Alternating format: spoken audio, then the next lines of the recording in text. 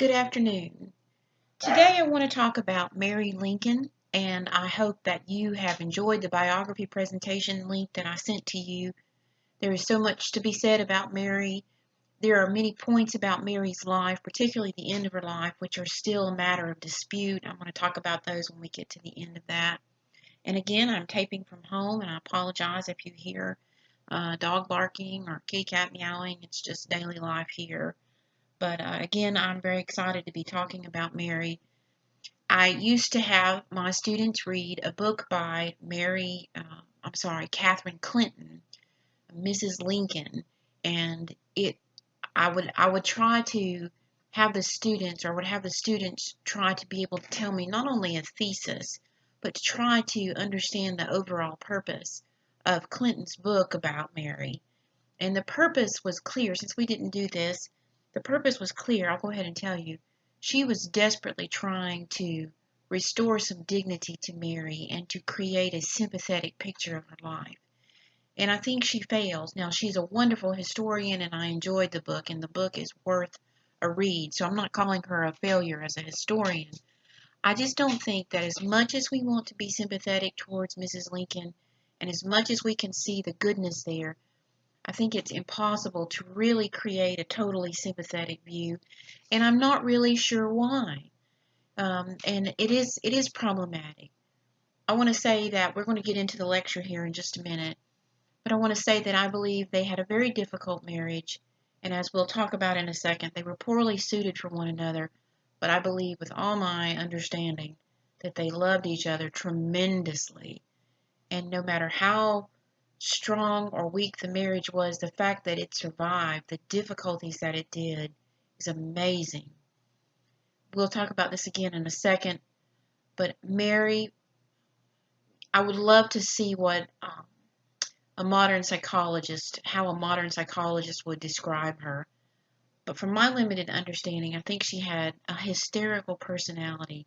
Maybe she had what they call borderline personality disorder. I'm a historian, I'm not an expert in these fields. But she always seemed to be just on the verge of an emotional collapse. And there's at one point after the death of, they will lose three of their four sons prematurely. And I think which is even defies the infant and child mortality rates of the era. It exceeded that. I have a quote here where President Lincoln spoke to her very frankly. They were in the White House, and he was very upset with her hysterics. And he said, "Mother, do you see that large white building on the hill yonder? Try and control your grief, or it will drive you mad, and we may have to send you there." Now, Lincoln was not cruel to her, so he wasn't saying that out of anything other than desperation for her to get a grip on her emotions. And as women, I believe that God gives us the lion's share of these free-flowing emotions and feelings, and it makes us a better mother and a better wife. But my goodness, Mary could not get past them. And no one is saying by that, put your grief aside. It's just you're going to have to control it or it will control you as it was doing. All right. Let's look a little bit at her early life. And again, if I'm critical in anything I say, I'm with Mrs. Clinton. I want to see the best in Mary and I want to be sympathetic to her. So please understand that at the outset. Mary was born in Lexington, Kentucky on December 13th, 1818, to Robert Smith Todd and Eliza Ann Todd, her parents. Her father was a man of means, certainly in Southern Kentucky society, and Mary grew up with everything that a young woman of this Southern aristocracy could want. She was very well educated, and as some say, she had a parlor education as well. Her father would have men of stature and means and learning in the family parlor, and she grew up at their feet listening to these conversations, very, very well educated in politics and just the way things were done in Southern society. And it's amazing what she learned there, and I'm sure that having learned that, she was an asset to her husband as well. Her home was visited by people even of national reputation. So I'm sure you heard some of that in the video. And Mrs. Clinton talks about that, and it's in your textbook as well. When she married Abraham Lincoln, I think it's pretty much understood that she had reached an age where she was desperate to be married. And spinsterhood began quite early in the mindset of the Old South and even in the North as well. She'd been considered very eligible, but now at her age, everything was working against her. And in fact, Lincoln himself was 10 years older than she was, and he came from a family background that was not ideal for a woman of her age. You and I remember the great childhood biographies of Lincoln.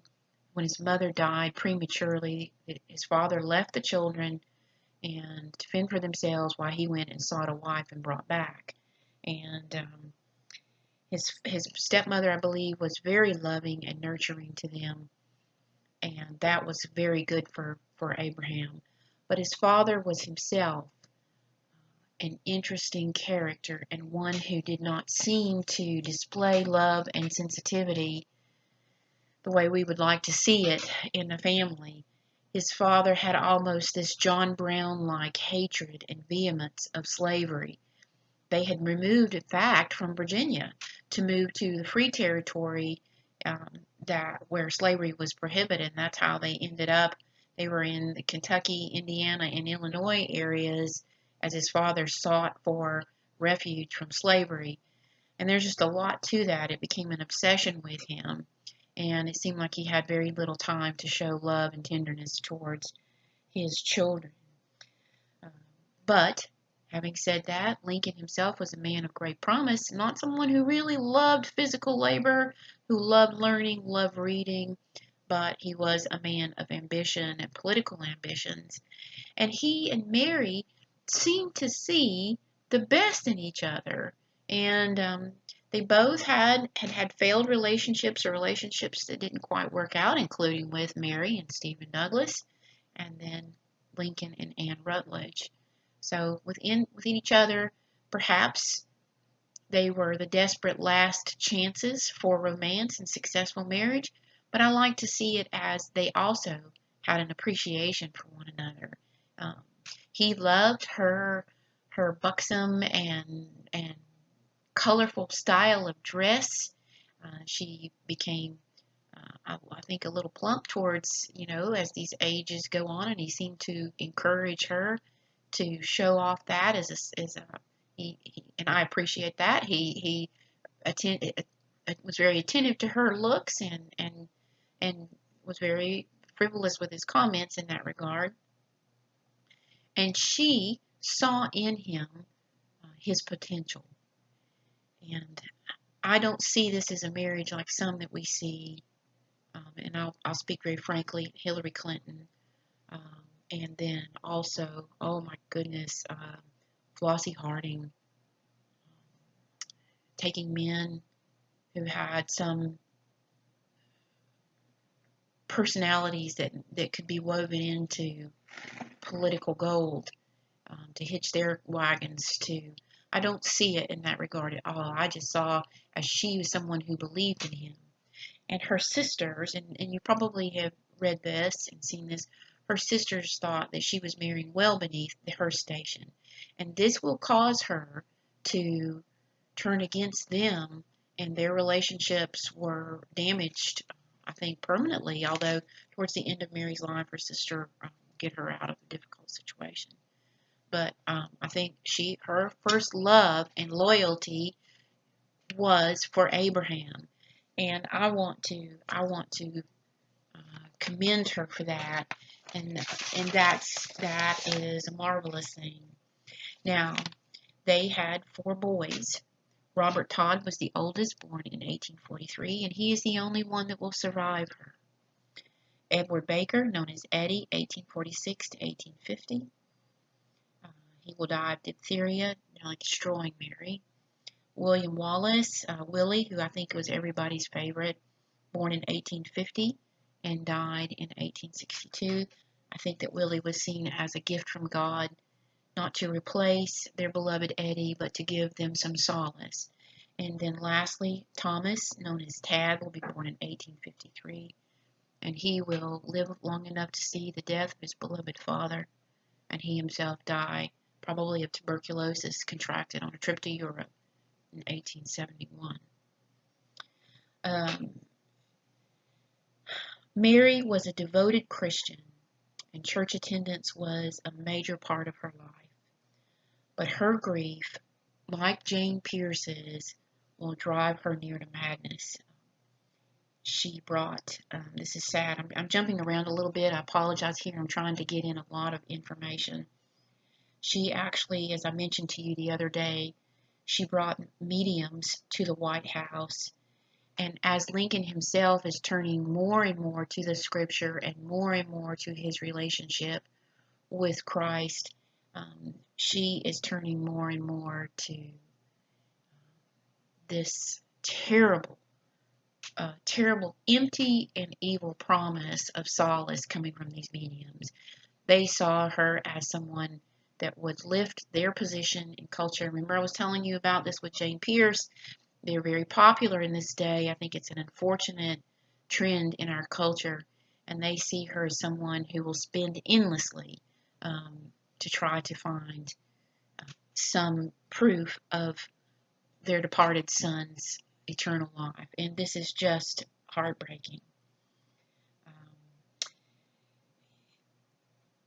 Uh, William Herndon, who I see as someone in the bad guy position. William Herndon had been a friend and former law partner of Lincoln, and he always hated Mary.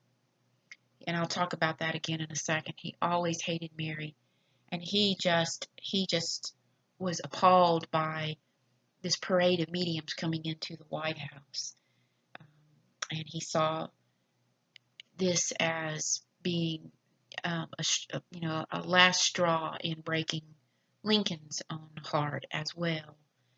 And let's talk for a second about Lincoln and talk about the two of them and at the heart of their marriage, and then we're going to deal with what's going to happen.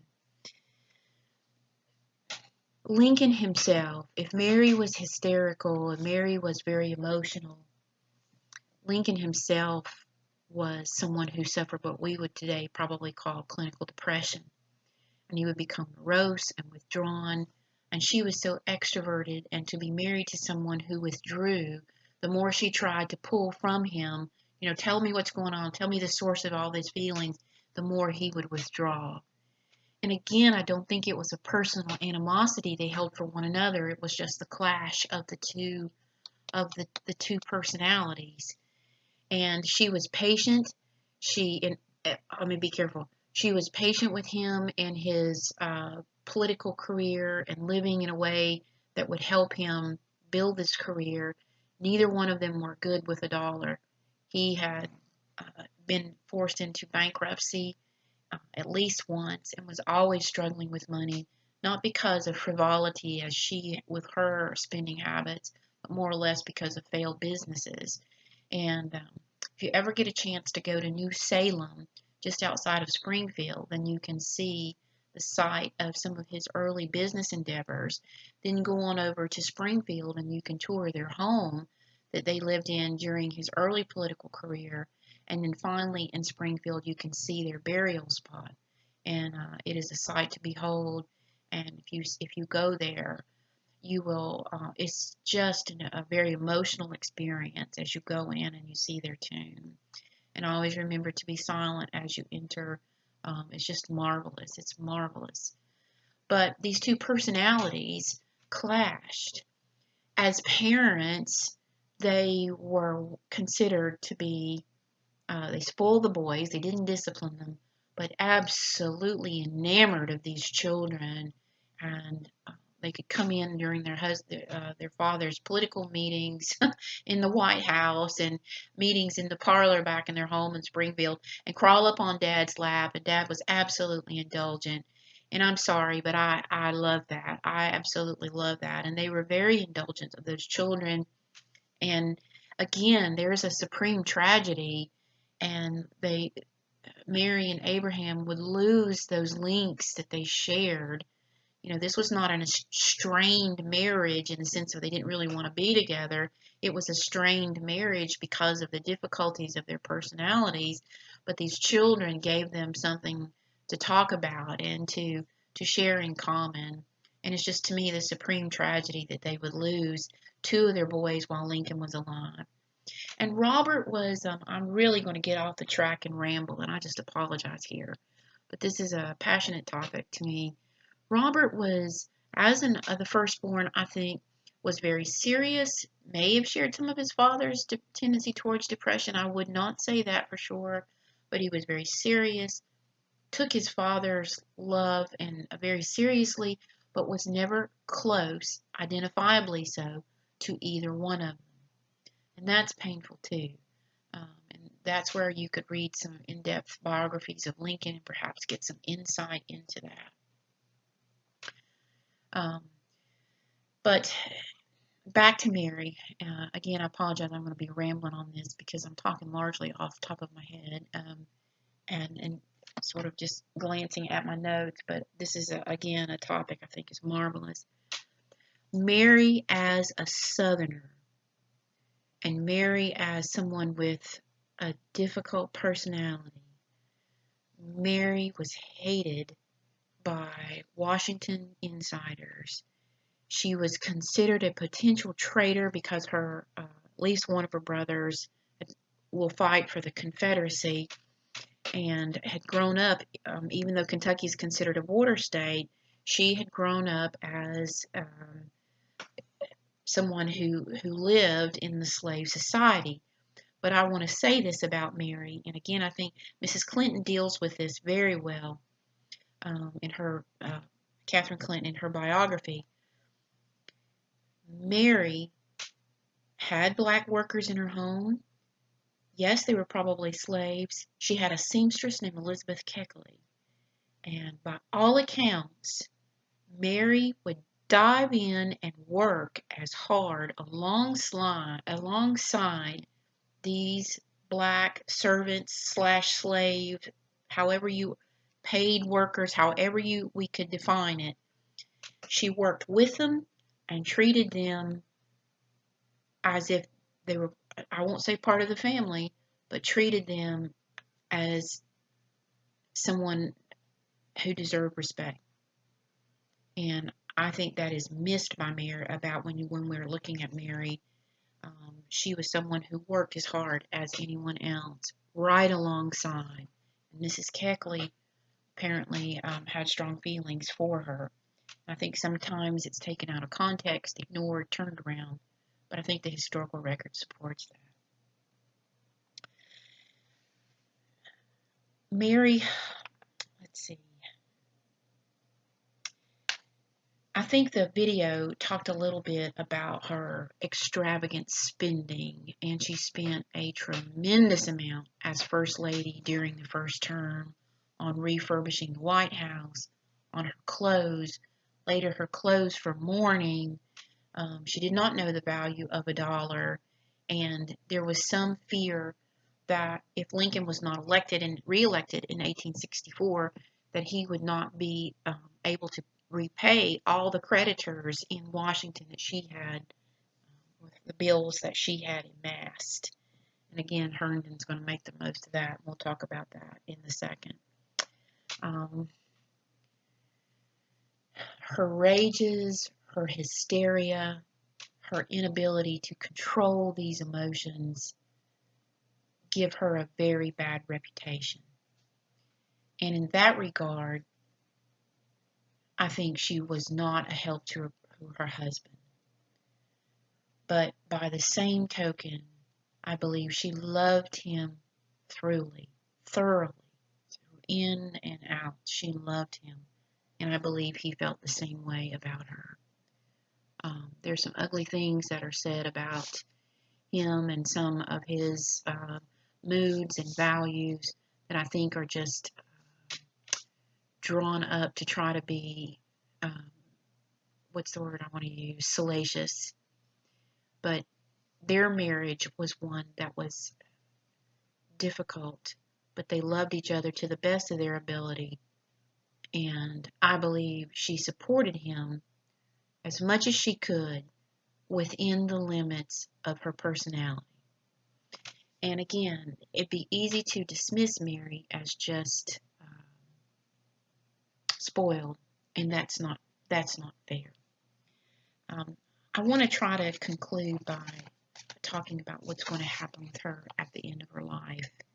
And there's some controversy here, and you can look at one source and see one thing, and one source and see another. Mary, because after the death of Lincoln, um, if you see anything, you know there is agreement that she had to be removed from his bedside as he lay dying because of her hysterics, which I think is cruel in the utmost. I don't think there was anything that could have been done to save him, just like with President Kennedy. There was just too much damage done with the shot. There was nothing that could be done to save him. He had been fatalistic in his views and had believed for some time that he would die at an assassin's hand. He told his close friends that one night in the White House, this is Lincoln, he had had a dream. He frequently suffered from nightmares in which he would wake up screaming or crying. But he had a dream in which he was walking through the White House. The windows were draped with black. People were crying, weeping softly alongside the different rooms, and he walked from room to room in the White House until he finally came upon a coffin. And he asked, well, who has died? Why is everyone weeping? And he was told that the president had been assassinated. And he took that to heart. And I don't know how those dreams and those feelings affected Mary, if that didn't add to her grief when the terrible moment finally came. She was not allowed to be by her husband's bedside. And the grief consumed her. She continued spending. She would not leave the White House in a timely fashion. She will be succeeded by the very kind Eliza Johnson, and I will enjoy talking about her in our next lecture. But she will take a trip later on to Europe, and there's a story there as well. The Grants are there in Europe, and they refuse to see her, and I think that is so sad. That is so sad. But when she comes back, and then with the death of their last son, Tad, she is just inconsolable. Robert, there's a lot of detail to this, and I want to go over it as quickly and painlessly as I can. Let me back up. I would do this if we were in the classroom together. Let me tell you this. William Herndon, who I mentioned a few moments ago, William Herndon is her husband's former law partner, and he made a big deal about he was going to write the ultimate biography of his friend, now the martyred president. And he goes on a speaking engagement. I don't believe the book was ever completed. He goes on a speaking engagement right after Lincoln's death, where he tells everybody everything he knows about Lincoln. And because he hated Mary, he uses these speaking engagements to absolutely trash her. To me, it's awful, because he talks about, Anne Rutledge was the one, she was taken from Lincoln. She died, and Lincoln just married Mary because there was nobody left. They never really had any love between them, and she was hysterical and the cause of all his problems. And I just think that's terrible. Now, again, I want to go back to this theme, if you will allow me for a second. As Scripture says, the marriage is an excellent mystery, and we don't know the intimate personal exchanges and I'm not talking about romance and the physical side of the marriage. I'm talking about something in some ways that's even more important to think about is these, this exchange of personalities. What do they talk about? How do they interact in the quiet moments of their times together? And I think, it's impossible for us to know everything in terms of what is the real truth. But I can't help but think that in these quiet moments, that there was a very strong and loving bond between these two. And despite Mary's debilitating personality, despite Abraham's moroseness and his withdrawn and dark, bleak, suicidal, depressive periods that he had, they still had a tremendous attachment to one another. And Herndon throws Mary completely under the bus, to use a modern phrase. He does not give any credit to that, and that just killed her. Can you imagine that? So, Europe was an escape, and she comes back to this terrible loss of her son. No sympathy or empathy. All of the sympathy for Lincoln's death went to Robert. Robert, afraid of his mother's fragile mental condition, the fact she was going to be taken to the cleaners by these seance holders and all of this, any money that she had would be completely spent frivolously. He had her institutionalized, and sources will say that she never forgave him for that. The lawyer that represented her in her competency hearing was on Robert's payroll and did nothing to really defend her. So she will spend some time in a mental institution in Illinois. Some sources say that she escaped with the help of her sister and went to live, always fearful that he would have her incarcerated. It's not institutionalized, it's the better word. Institutionalized again. Other sources say that they reconciled. I don't know which is the truth. I can only hope that the reconciliation really took place. And her sister, one of her sisters to whom she had lost the closeness, they seem to, she will stay for a time with her and do seem to rebuild, although they were never completely close as they had been before Lincoln and she married.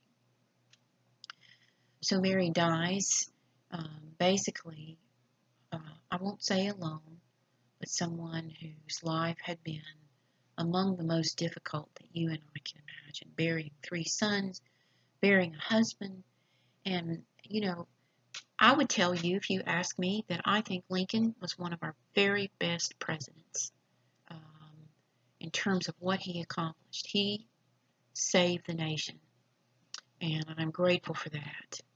He was a friend to the South, and the South never realized that. It took his death, when he died, any hope of an easy reconstruction died with him. But during her time as First Lady, and some will credit her with being called First Lady. Again, that's just a mystery. You and I will not know this side of heaven. But during her time in the White House, Lincoln was considered a failure as a president by his own party, his own cabinet. There's a great book by Doris Kearns Goodwin that and she is quite the historian. I would encourage you to read her. She does lean a little bit left, but she doesn't write from a feminist perspective, as you and I would see. Not everything is about women's history, but she looks very, she writes with, I think, a female understanding of the role of personality in politics. And she is right, a Team of Rivals. If that did not win a Pulitzer, she was a runner-up. It was about Lincoln's warring cabinet. They were at war with him, at war with one another. And she operates from the thesis that he understood personalities and used their working against them to help actually sort of get some things done. It's sort of reverse psychology. But that is an interesting book for you to read. But I want to close with this. Lincoln she did not enjoy the fruits of being a hero president the way Mrs. Grant will. And that's ironic too, because by the time Grant left office, he was seen as one of the, failure in this position. Well, I have talked for 30 minutes, and I certainly didn't mean to do that. I would appreciate if you want to, let's talk about Mary sometime. The semester is rapidly growing to a close, and you and I can talk. I keep saying this, you and I can talk. I will be out of pocket much of next week after Monday, but we can talk after we return. And if, certainly when the semester resumes, if you would like to get together, that could actually be something we could do with some other history majors. It's just to have like a brown bag. Let's talk about some of the first ladies. A brown bag, just get together for lunch and talk about that. So, well, anyway, thank you for your patience and for listening. I hope that, as always, that this gets you ready and interested in learning more on your own about Mrs. Lincoln. And let's look at her to the best of our ability as a loving wife. May have been a little spoiled, may have been quite a bit on the hysterical side, but one who loved her husband and who stood by him and helped him in the ways that she was able to. Thank you, and I look forward to talking to you again, and I'll be back soon. We'll talk about Mrs. Johnson, and then because time is running out, we might leapfrog up to Lucy Hayes, and then on to the wives of Theodore Roosevelt.